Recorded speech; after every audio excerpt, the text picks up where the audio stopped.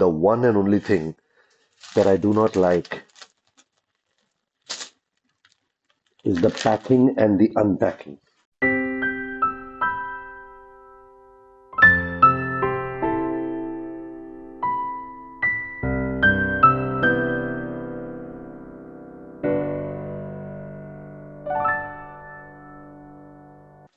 I have to pack and unpack everything. So this time, what I've done is I've kept two bags that I am going to use throughout the ride.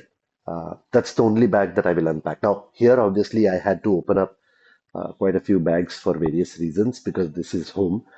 This is my house in Guwahati.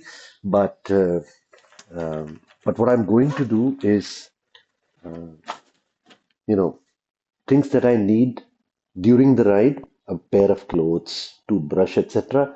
I'm going to put into one bag only. That way, I just have to open that bag and then, pack everything in that bag. Everything else remains packed. I don't touch it. Even though I am going to do that, I still have to take all the bags to the motorcycle, tie them to the motorcycle, untie the motorcycle at the end of the day, bring the bags to wherever I am staying. That's the only thing that I do not like. So when I used to travel with my friends, you know, at least, I mean, they used to sort of push me every morning that get up, we've got to go. And then, but when you're riding solo, it gets a little bit.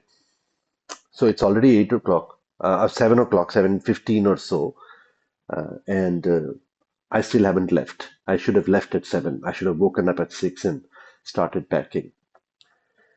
So that's the thing about motorcycle riding that I don't like that much. All right, we have started for today. It is 8:30 and the map is showing that I will reach Siliguri around 6:24, which is okay. About 10 hours of riding, not bad. About 450 kilometers from Nagpur.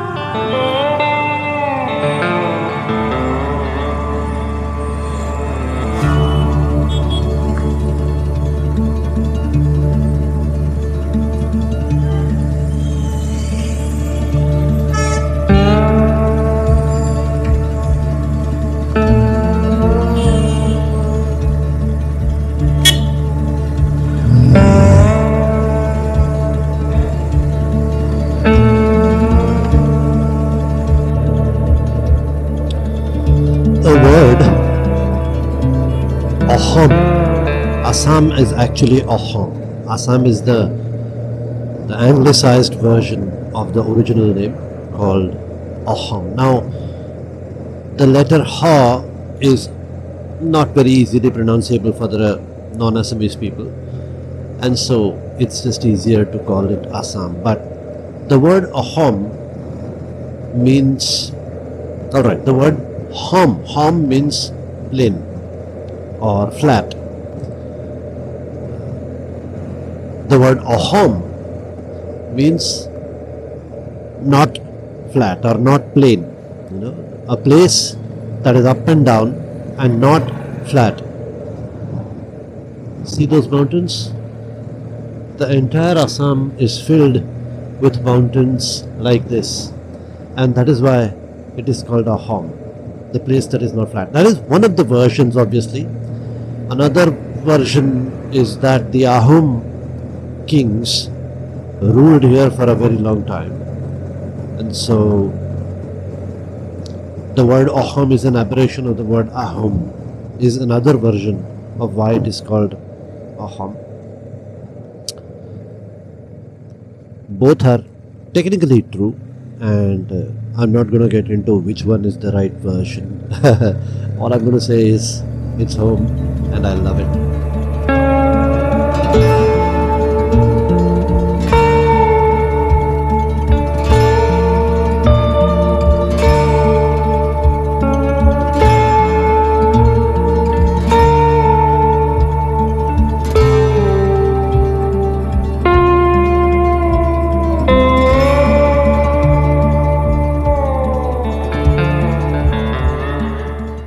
I have started today's day ride. I've done about check 80 kilometers, and there are 390 more kilometers to go. And I am on Borpeta Road. So basically, um, Tezpur is middle Assam. It's a little bit on the eastern side. And then from there, as I move west, I come to Guwahati. And then now I have left Guwahati. And now I am moving westward towards what you call lower Assam, towards Siliguri. Okay. This area is not technically lower geographically or anywhere. It is not on the southern side or anything. But for some reason, they call this lower Assam. I crossed Nalbari district and I'm going towards Borpeta. Now, why I am telling you this is Borpeta is is where my father grew up, right? Borpeta. And yesterday I was sitting and having dinner with my elder brother, cousin, and he was telling me the history of our family. And I'm ashamed to say that while I know a little bit of history on my mother's side, I don't know much of history on my father's side. And the reason is, well, I grew up with my mom and dad um, out of Assam. I grew up in Gujarat, which is far west of India. That's where my father was practicing architecture. He was an architect, and he passed away unfortunately this year in March. So so I was telling him a few stories that my father told me when I was younger, and he told me the more detailed version because I did not remember it from many years ago. So it so happens that my great grandfather was Kalicharan Das, and then his son Gajendranath Das, who is my grandfather. So Kalicharan Das, my great grandfather, he passed away very soon when my grandfather was very young. And there was this plague that had come in a village, and this is not Borpeta. This is on the Bengal border very much. Um and there was a plague, and they all basically migrated towards Assam, to a little bit more towards Assam, to the place called Borpeta. And my grandfather grew up without a father. He had to struggle a lot in his early days, and he went to Calcutta to do his bachelor's education, which was very rare in those days. There was no higher education in this part of India. It was the British rule era, and Kolkata was much more developed uh, from an education standpoint. So he did his BA, and then he was working for the British government, and he grew his ranks through hard work and determination, and ultimately he was at the highest post in the all of Assam, in the Borpeta region, that any Indian could take. It is called Bodo Babu, or I don't know the exact translation of Bodo Babu in English. And so there was a lot of hard work, and he was very respected. He had more than 300 bigha of land which was given to him by the British, and because of his exemplary work. And then he had seven sons and one daughter. Eldest one was the daughter, and then seven sons. And my father was the youngest among all those. Um, and then my father grew up in Borpeta, and then later on he, moved around and did his education in Gujarat, and then he started his practice. So what I'm trying to say is, when you go back into your history, and it so happens that I was like almost a royal family. Okay, my great grandfather had huge amounts of land and property in that, you know, in that village near the uh, West Bengal border. And then my grandfather also had quite a lot of land given to him by the British because of his hard work and all that. So technically, and then on my mother's side also, the family was actually quite, I won't call it royal because they were not kings or anything, but they were among the most respected families in the region, on my mother's side and on my father's side as well. So what I'm trying to say is, when you go back into your history and start looking at where you come from, who your parents and grandparents and great grandparents were, you will find that there are some very interesting stories, and it's a little bit, how do I put it? See, if any of those people, right, my great grandfather, my grandfather, my on my father's side, on my mother's side, they would have done one thing wrong, I would not exist, right? If my grandfather would not have moved, he would have died with my great grandfather. He would not have had the children that he had. My father would not have been born, and so one small change in the history, and there's a high possibility I would not have been born. so So we don't really have to go looking for stories outside. You'll find that there are so many stories within the family itself if you go looking.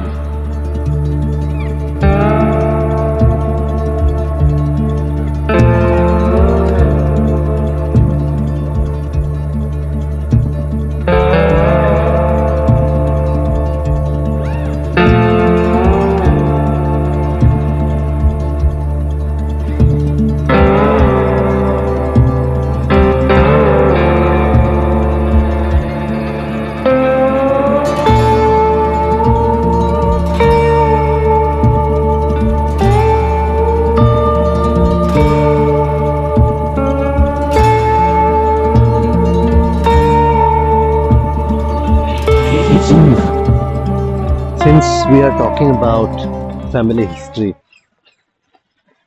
let me talk a little bit about my mother's side of the family history. There's a very interesting story, right? I told you that my grandmother was, or my mother's side family was a little bit uh, respected in the region, and there's a story behind it. So, my grandfather was a freedom fighter, right? He did his stuff, went to jail, and then was released. And then he took a job. This is after Indian independence. He took up a job and right. So he took up a job and went to Shillong, but he did not live away from my grandmother for too long. So he said that he's not going to work. He came back. Now my grandmother's father, he bought a lottery and put it into an envelope and wrote a letter to my grandmother saying that I bought a lottery for you. Keep it safe. Now, my grandmother used to have a big safe, which she brought along with her when she got married. And this big safe was so big and so thick that it would need 4 or 5 men to lift it. And it's just like this big. It's not really that big. It's heavy. So she took that envelope and put it into that safe and locked it.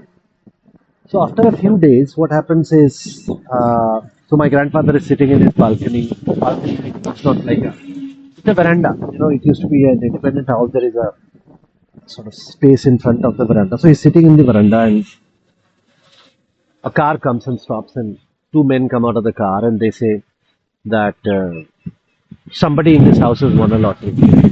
He says that no, that's not possible. We've not bought a lottery. And in those days, women didn't go out much, and he had not bought a lottery. So he said, no, no, we are. So the men said that, we are 100% confident that somebody has won the lottery here. The name is Pushpalata Saikia. So Pushpalata Saikia is my grandmother's name. So, so my grandfather calls my grandmother and says, have you bought a lottery? So she said that no, my father, so great grandfather, my grandmother's father has sent me a lottery and I've kept it. So please get it. I want to look at it. So she goes over the safe, takes out the lottery, gives it to him. He reads it and it's true. She's won a second prize. Second prize of 15,000 rupees. And 15,000 rupees was a huge amount back in the day. It came to around 1.5 crores at that time. We have a Curious guy. Huh? Malaysia. Huh? Ah. নাই নাই বেয়া নাই পোৱা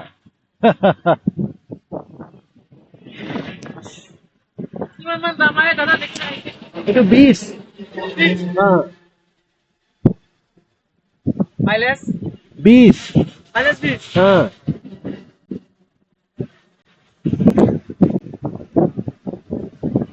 ah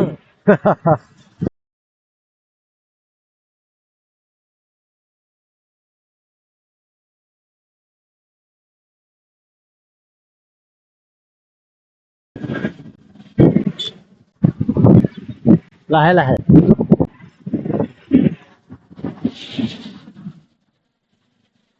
all right, so back to the story. So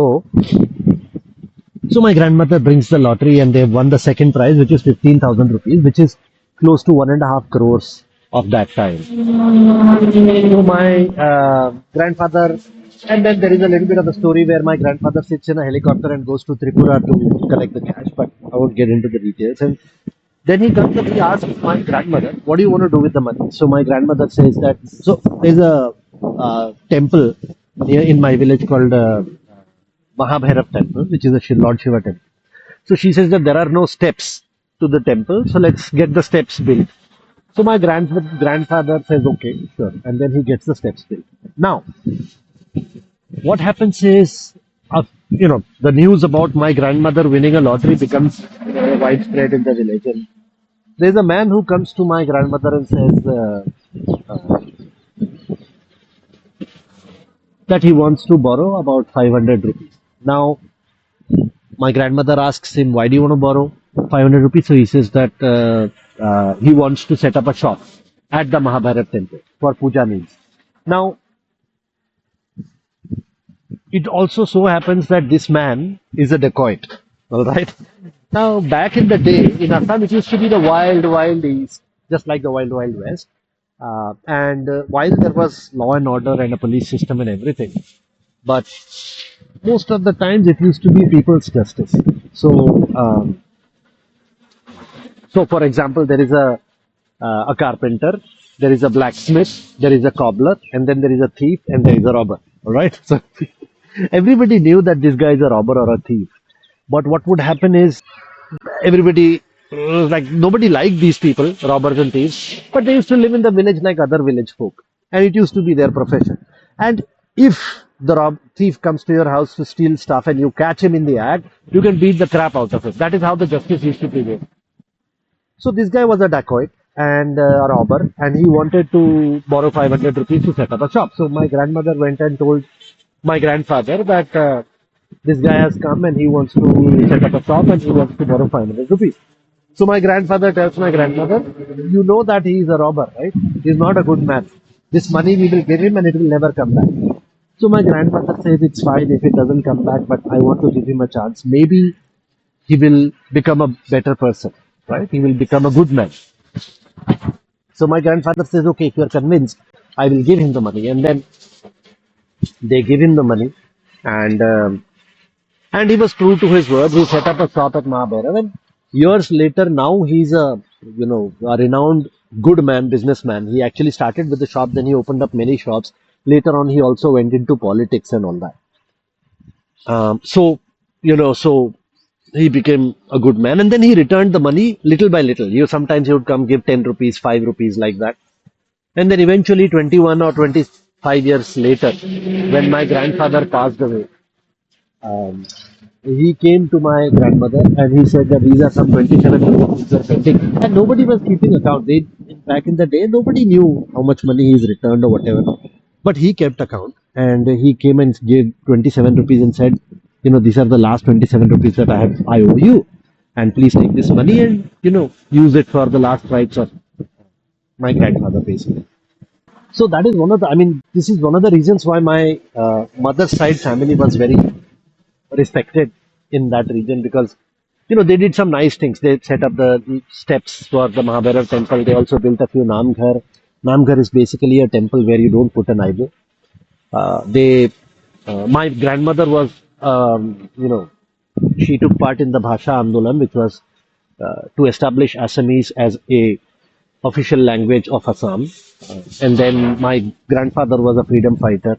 And they were rich because of the lottery and all that. And even before the lottery, actually, my great grandfather also had a huge amount of land in the region. And later on, it got split and people sold off the land, but whatever. But he was, very well off. And then my grandfather won a lottery, so he was very well off.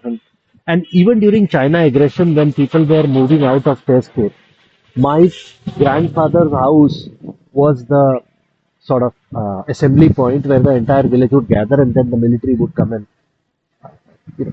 migrate the people out of the village to save them. So very very interesting history my family had, and I'm sure everybody's family has it. I mean, if you go and look back, I mean, if you go back enough in history, you'll find some very interesting stories in your family as well. পয়সা কত লিছে 20 lakh. 20 lakh কত দাম লিছে রে BMW কোন হয় BMW তোমার ঘর কোথায় Hyderabad. তোমার দেশে কি না কই কোনটায় যায় বাবা হ্যাঁ কই কোনটায় যায় বাবা কি এই সব জায়গায় তো কই কোনটায় যায় যে বাবা সব জায়গায় চলে যায় হয় রে সিসি না হ্যাঁ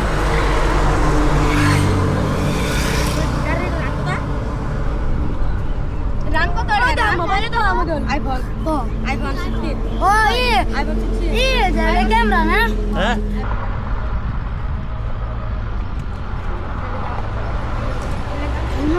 কত হেলমেট কত দাম কিমান টাকা ওয়া এটা সিসি ক্যামেরা নাকি লাইট জ্বলছে আপনি যারা বুকে মেলে মুড়ি আলাই বিকে লু হারাই কত কয় বছর হয়েছে কিনছে কিমান বছর হয়েছে গাড়ি 2 বছর 2 বছর দাম কত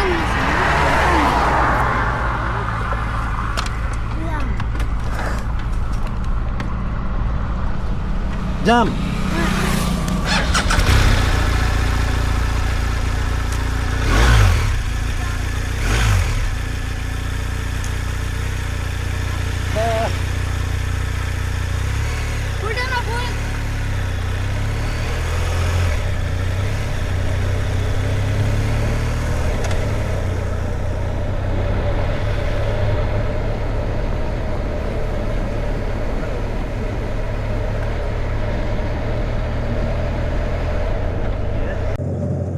So, from a mileage standpoint, today I've covered very little distance. I've been riding since 8:30. It's almost 1 o'clock now, 12:45, and I've barely covered 198 kilometers. I mean, not even 200 kilometers. And usually, so basically, by 4 o'clock I will cover 400.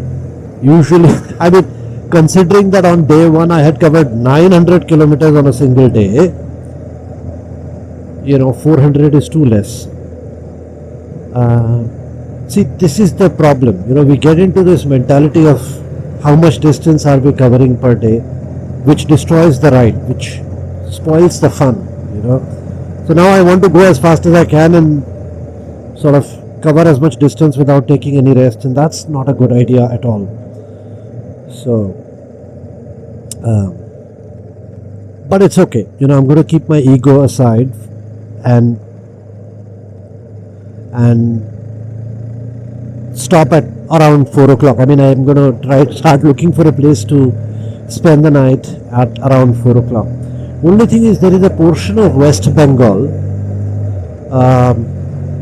which goes through the forest and is not a very safe place to ride in the night. I want to either stop before that or stop after that. So, there is a point of no return. Once I cross that, I will have to unfortunately cross that area and come back onto the NH27 and then find a place to stay, which is going to be tricky if I don't cover that distance on time. If it gets late, then I'll have to ride in the night and look for a place in the night, and that's going to be a problem. So these are some challenges. Once I cross West Bengal, then there are no places where it's risky. I mean, then there is Odisha, which is safe, and then there is obviously Andhra Pradesh, which is again safe. So, but then all the scenic locations are where you want to take stops, and take pictures and videos and whatnot. Once you cross the scenic locations, you don't really want to stop. I mean, it's boring. You can stop, I will stop, but it's the scenic locations where I want to stop a little bit more. Like yesterday, Guwahati to Tezpur is just 120 kilometers, but there are so many scenic locations I wanted to stop. Like I stopped 2 or 3 times or 4 times in 120 kilometers, which I usually cross at one stretch. So some of the nuances of motorcycle riding.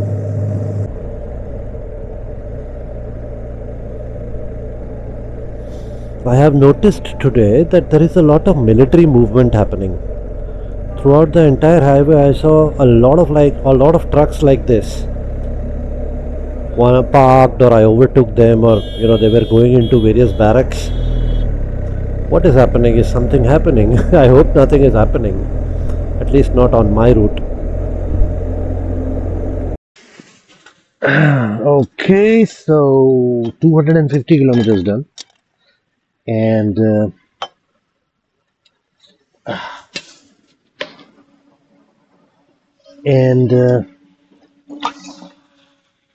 so Alipurdwar is approaching. Now, when I was coming from Hyderabad to Tezpur, I took the wrong route because Google Maps routed me towards the road that is under construction. And there is another route that Google Maps itself shows. If I choose car, if I choose bike, it takes me through the bad route. But if I choose car, it takes me through the correct route, which is Hasimara, Baksa, Dhupguri. Okay. Now, I hear that it's a little bit, it's a scenic route, beautiful, but the roads are not very good. And somebody in Assam was telling me that Hasimara is a dangerous place. So I don't want to be in Hasimara at night. And I want to cross Hasimara before sundown. I think what she was telling me was many, many years old story, and I'm sure it's much safer now, but I don't want to take any chances. So, about 100 kilometers to Hasimara, which is 2 hours. Sundown is about, I don't know, it's 1:30 right now, 2, 3, 4, about 3 hours. So, I think I should cross Hasimara and get to Dhupguri before sundown. I also have to find a place to stay because I've not booked anything. So should be interesting. I think I am at the Assam border and about to enter West Bengal. Goodbye Assam, until we meet again. I will be back in February, and with a heavy heart I bid farewell to you. I think this is the Octroi Naka at the state border, and I enter West Bengal, the painful state.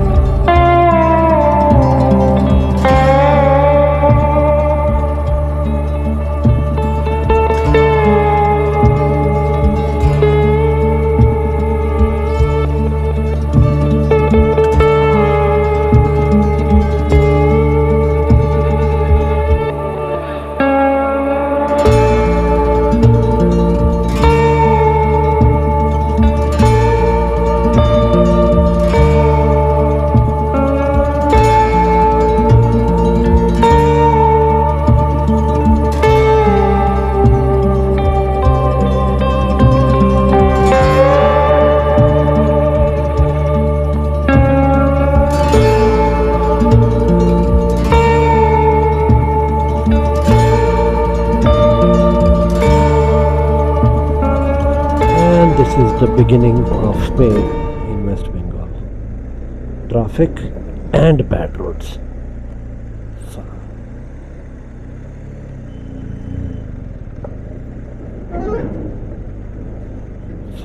Look at this.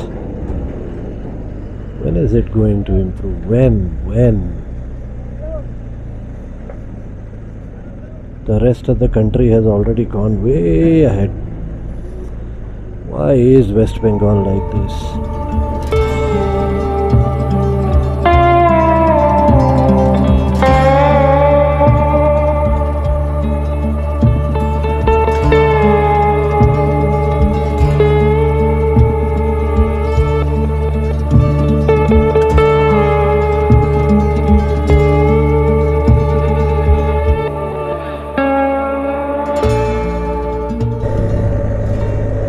Alright, this is beautiful actually. I am not going to deny it. West Bengal, the rural areas are actually beautiful.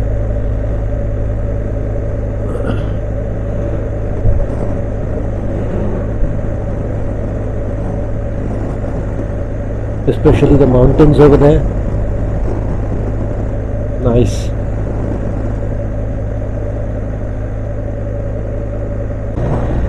These are tea estates. I think this is Darjeeling tea.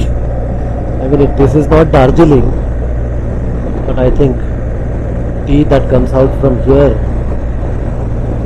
probably is sold as Darjeeling tea because this is West Bengal. So similar crops, I guess.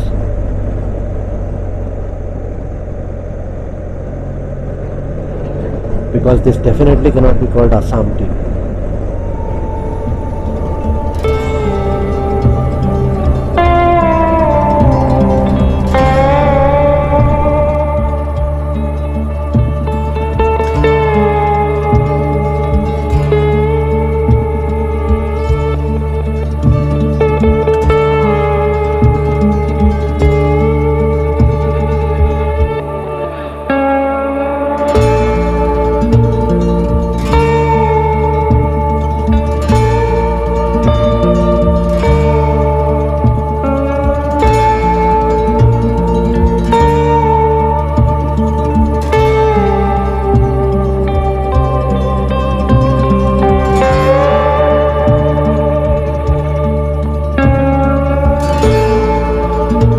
I am on the Hasimara highway right now, and it's an absolutely beautiful highway.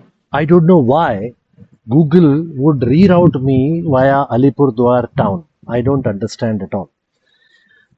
Of course, this highway is a little bit longer. It's about, I don't know, 20-30 kilometers longer than the other road. But this is so pain free. I mean, beautiful highway. No bad roads whatsoever.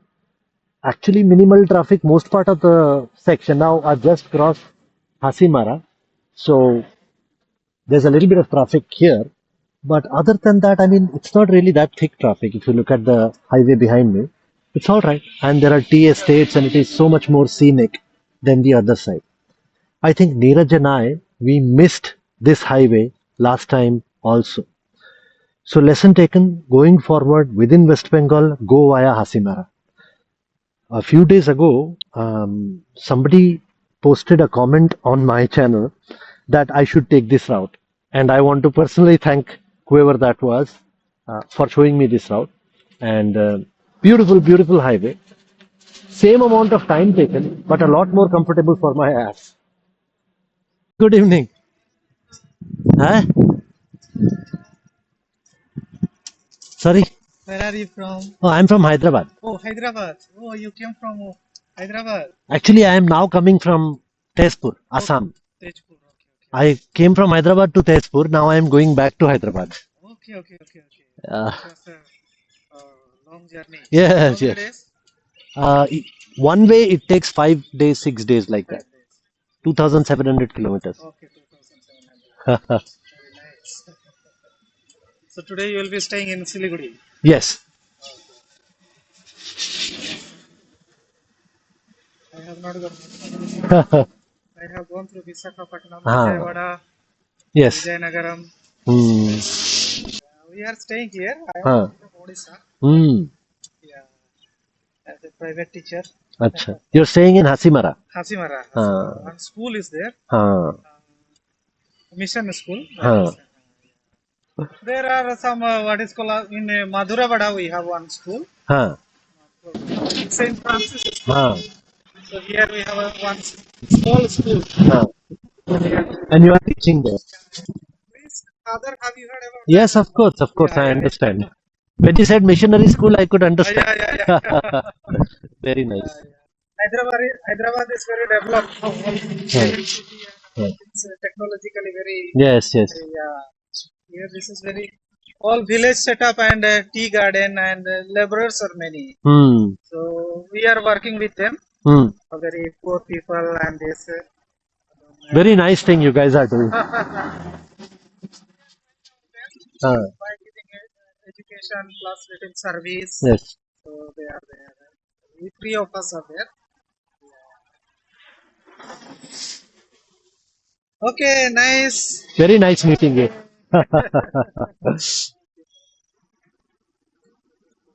हाँ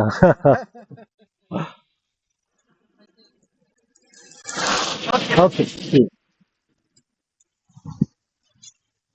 हाय मैं हैदराबाद से हैदराबाद से आपको तो कभी देखा था कहाँ गुसागांव अच्छा गुसागांव में देखा हाँ मैं भी आसाम से आया हाँ आप लोग आसामीज हैं অঁ ময়ো অসমীয়া আচ্ছা মোৰ মা থাকে তেজপুৰে আমাৰ ঘৰ মই থাকো হায়দৰাবাদত অঁ তাৰ পৰা বাইক কৰি আহিছে অঁ মানে বছৰত এবাৰ মই মাক লগ পাবলৈ যাওঁ তেজপুৰ তাৰপিছত এতিয়া ঘৰলৈ গৈ আছো আকৌ বাইক দি অঁ ঠিকে আছে এটা ফটো তুলি অঁ ফটো তুলিব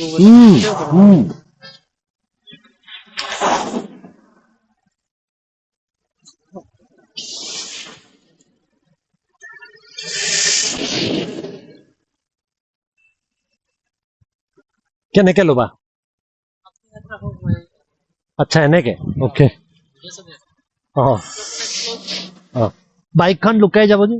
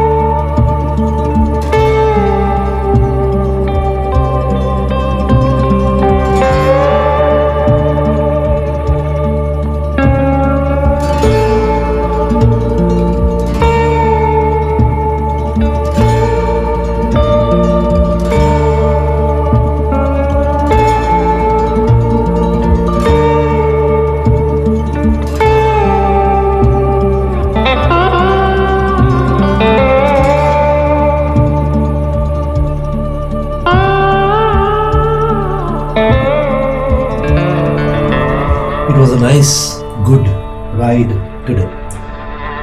I started at around 8:30 or so. Very, very relaxed ride. Good fun, beautiful weather, beautiful roads. In fact, while going to Tezpur, I had gone through another route. Google Maps had routed me towards Alipurduar city. Okay. And it was a nightmare and a pain. Okay, the roads were under construction. There was a lot of truck traffic. There was no roads actually. And then I had to endure the Alipurduar city traffic. On my way back, I decided to not listen to Google and go the route that I want to go. And this was suggested by somebody on the channel to take the Hasipur route, Hasipur, Baksa, that route, and beautiful road. What can I say? There's beautiful scenic beauty. There were forests on both sides, and then there were tea estates, and the sun was setting, and beautiful. And the road was good. Traffic was not that much. There was a little bit of truck traffic. I saw a lot of military movement today, so I saw a lot of military trucks on the road, but very comfortable ride, I would say. So good, beautiful ride. I wanted to go till Siliguri, but by 5 o'clock I had reached my Naguri, and this is a decent hotel that I spotted on the highway, and I decided that I'll stay here. That's the advantage of not having a pre-planned booking based ride. That's a mistake that I did when I was going to Tezpur. I had already booked the hotels, so I was bound to get to the hotel in that day. But this time I'm going blind, not booking anything. Wherever I feel like stopping, I will stop and basically enjoy the ride. And it's okay if I don't do a lot of kilometers. I did just 415 or so kilometers today, although I started late, so that's another story. Tomorrow I will try to do a little bit more. I want to get too close to Kolkata, but it is not necessary. If I don't get to Kolkata, it is fine. Wherever the sun sets, I will call it a day. So, good fun. Although I miss Assam, I'm going to miss it. I will go back to Assam in February by flight though, not by ride. But I miss Assam. But I also miss Hyderabad. I also miss work. I also miss the boys. I also miss home. So it's all right.